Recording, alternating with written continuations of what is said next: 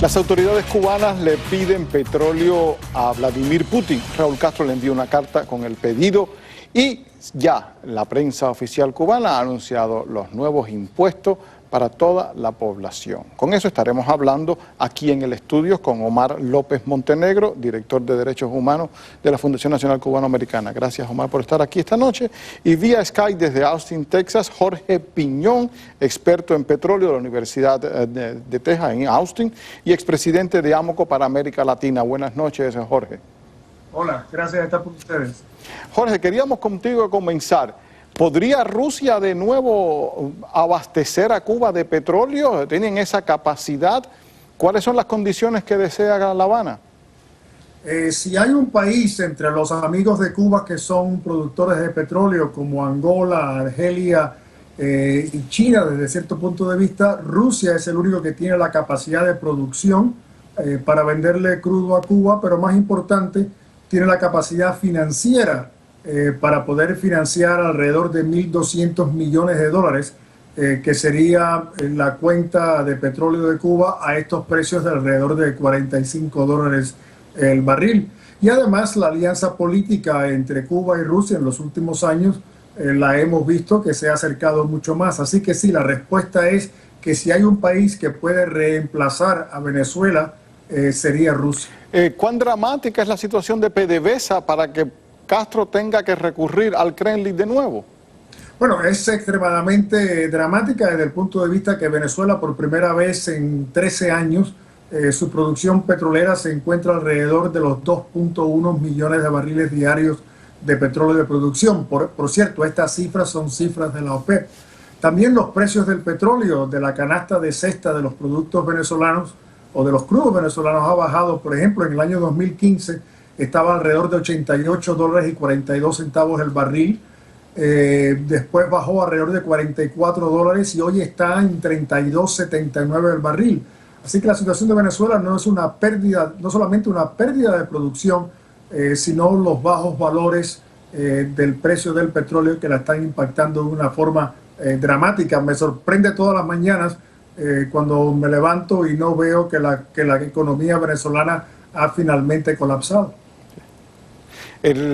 Omar, ¿esto sería regresar de nuevo a una cooperación entre Moscú y La Habana como la vimos en años anteriores, digo en la época soviética? Yo creo que sería incluso consolidar la cooperación que ya existe. Recordemos que ya han habido viajes de, sobre todo Raúl Castro y otros dignatarios, a Rusia, de hecho a Bielorrusia también. El régimen está reformulando sus alianzas de la Guerra Fría. Y en este caso, lo único que sin ideología. Lo único que sin ideología. Aquí la ideología ahora parece ser el dinero, Álvaro. Es lo que está contando. Tanto para Moscú como para La Habana. Como para La Habana. Además, La Habana anunció que si el contrato era favorable, pues iba a pagar y que iba a ser fiel con sus pagos. Así que la dinámica ahora parece ser un poco diferente. ¿No podría, Jorge, Angola, Argelia, abastecer a Cuba de petróleo y gas y no tener que recurrir a Moscú? No, el problema de Angola y Argelia es que ambos países tienen ya su volumen de producción contratada bajo contratos a largo plazo, así que no tienen la capacidad de spot para poder suministrar a Cuba de, por ejemplo, los 90.000 barriles diarios que le suministra Venezuela. También son dos países los cuales sus presupuestos nacionales han sido impactados gravemente por la baja del petróleo crudo. Tanto Angola como Argelia no solamente necesitan vender petróleo, pero necesitan el efectivo. Así que no, políticamente son dos países que, como tú bien has dicho, son aliados, extremadamente aliados a La Habana, pero no tienen la capacidad financiera ni la cantidad de producto o de crudo posible para vender. No, Rusia. Por cierto, otro posible suministrador sería China. Aunque China no es un productor de petróleo o exportador, sí tiene la capacidad financiera para comprar petróleo crudo en los mercados internacionales y de esa forma suministrárselos a La Habana.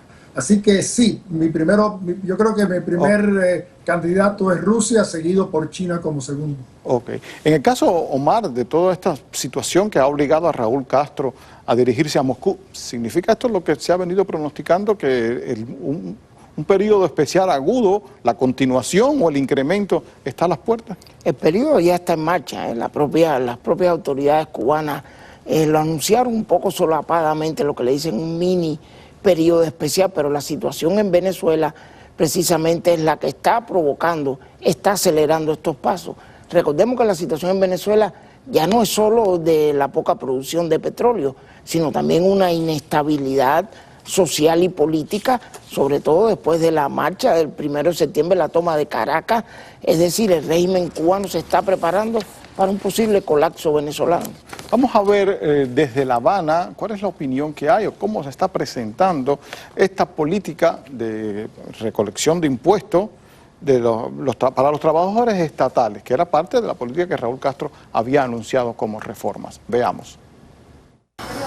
Autoridades del Ministerio de Finanzas y Precios en conferencia de prensa informaron que a partir de octubre todo trabajador de empresas cubanas que estén en perfeccionamiento, sean eficientes y rindan en sus producciones y cobren más de 500 pesos mensuales, contribuirá con el 5% de su salario a la seguridad social. Ojalá se siga incrementando la cantidad de trabajadores que ganen más de 500 pesos y que puedan llegar a ganar 2.500. Asimismo, quien por la distribución de las ganancias o salario reciba más de 2.500 pesos en las empresas, se le aplicará un tributo del 5% por concepto de impuestos sobre ingresos personales. Se revierte en un beneficio en el propio trabajador como apoyo o participación en el financiamiento de ese sistema de seguridad social del cual se beneficia.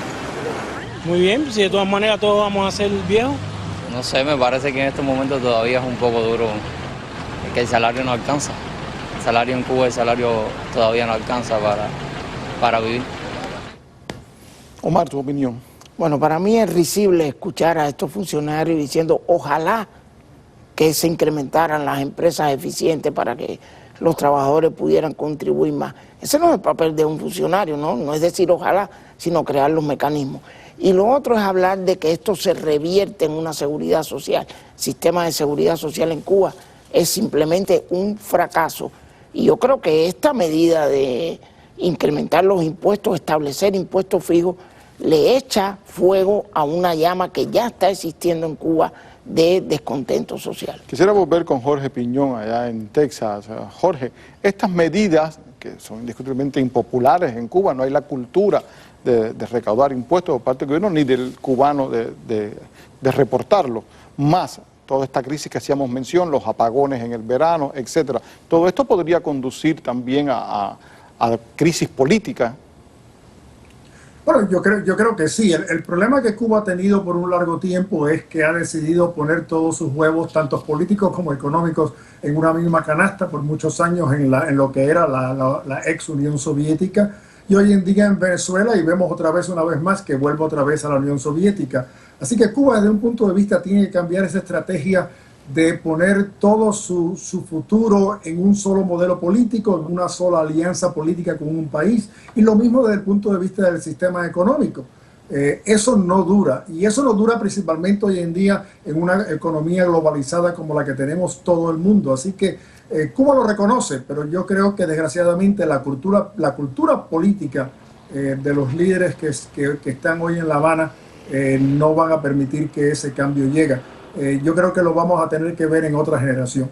Me decías antes del programa que hoy, exactamente hace 25 años, hubo una protesta frente a Villa Marista en La Habana, para repasar un poco de historia. Yo diría que un hecho histórico, 6 de septiembre de 1991, un grupo de cubanos, entre los cuales estaba yo, fuimos a protestar frente a Villa Marista. En pleno periodo especial. En pleno periodo especial, y te diría convocada, y hay que mencionarlo, por Daniel y Tomás Aspillaga, y de verdad un grupo de activistas de la Coalición Democrática Cubana estuvimos allí. Antes de finalizar, profesor, en el tema de Rusia, ¿usted cree que le daría facilidades de pago? ¿Le daría un mejor precio en los breves segundos que nos quedan? Eso es lo que tenemos que ver. A los precios del petróleo hoy, para poder Cuba reemplazar sus 80 o 90 mil barriles de déficit. Recuerda, Cuba consume 140 mil barriles diarios de petróleo, produce 50, por lo tanto tenemos ese déficit de entre 80 y 90 mil barriles. Ya sabemos que crudo no está entrando a Cuba, es decir, Venezuela hoy en día no está entregando petróleo crudo a Cuba, por eso Cienfuegos no está operando. Lo que Venezuela sí está enviando principalmente al puerto de Matanzas es combustibles para la generación eléctrica. Así que ya hemos visto un cambio en Cuba desde el punto de vista de la dieta del petróleo que está recibiendo. Muchas gracias. Muchas gracias. Se nos acaba el tiempo. Gracias. Y este tema ok. hay que mantenerlo. Al regresar...